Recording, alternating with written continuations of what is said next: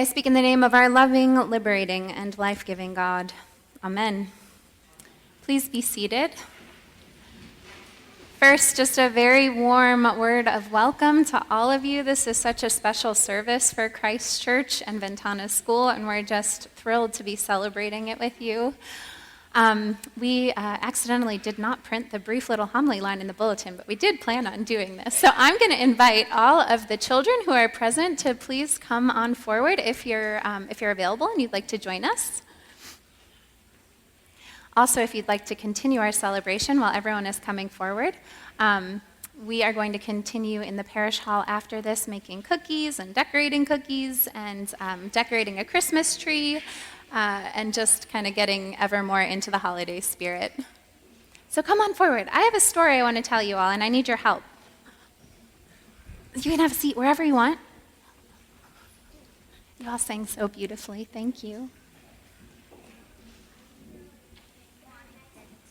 You've been really wanting to do this? I'm glad to hear that, Jasmine. Okay, so many of you all know my kids, Safina and Soren, right? They're right over there, yeah. So their daddy, Hamid, actually didn't grow up in the U.S., and one of the things that's so fun about being married to somebody who didn't come from the same culture as you is that you get to learn all of the fables and folklores and child stories that they grew up with that are new to you because you didn't grow up with them. So when I first met Hamid, he told me this one a lot.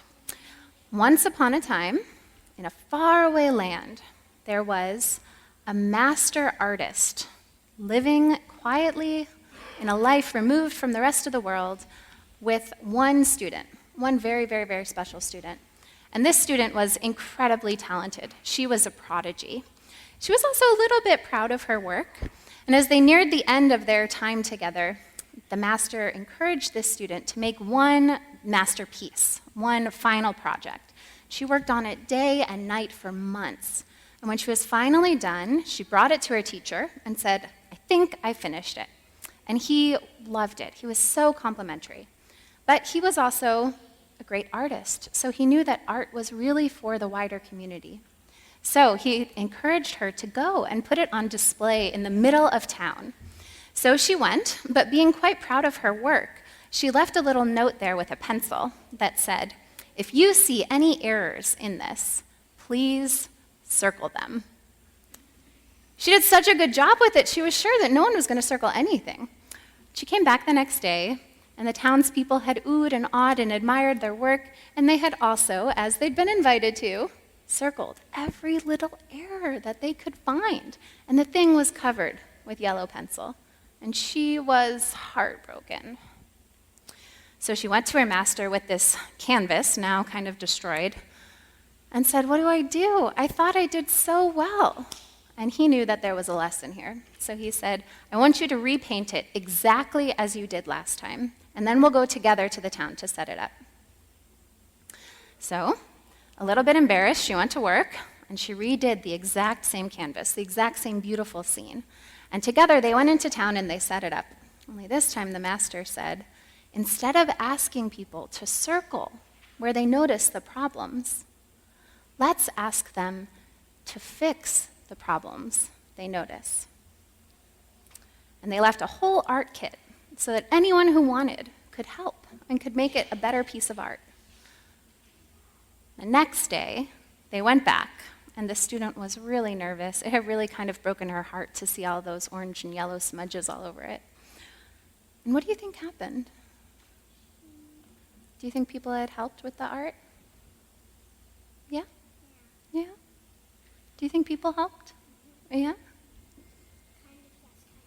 Kind of yes, kind of no? You wonder? Yeah, what do you think, Peter? Maybe.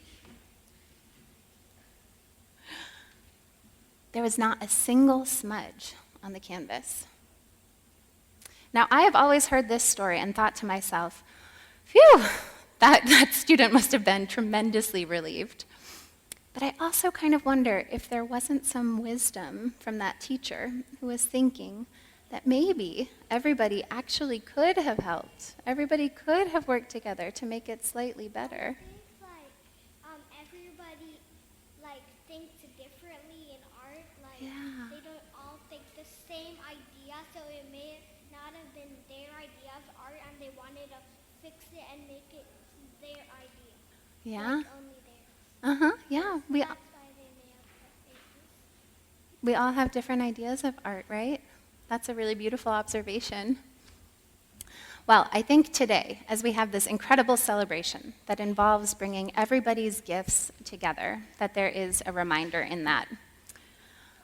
So, in the church, we talk a lot about how God created everything. God created the whole world, this world that is even more colorful and more detailed and more beautiful than these incredible windows around us, right? And then God said, let's make it better together. God says, let's rework, rebuild, remold, reimagine what creation can be. Unlike the student, God delights in it when we take part, when we pick up our art set, when we pick up our voice, when we pick up our energy and our creativity and our enthusiasm, and we go out and we take part in co-creating what the rest of this world is going to be like. That is pretty much God's favorite thing. So I think as we anticipate Christmas, as we get ready to celebrate an incredible birth, we're also being invited to celebrate the way that that same creative power is coming to life in us, and to go out and take up that invitation to create something beautiful together.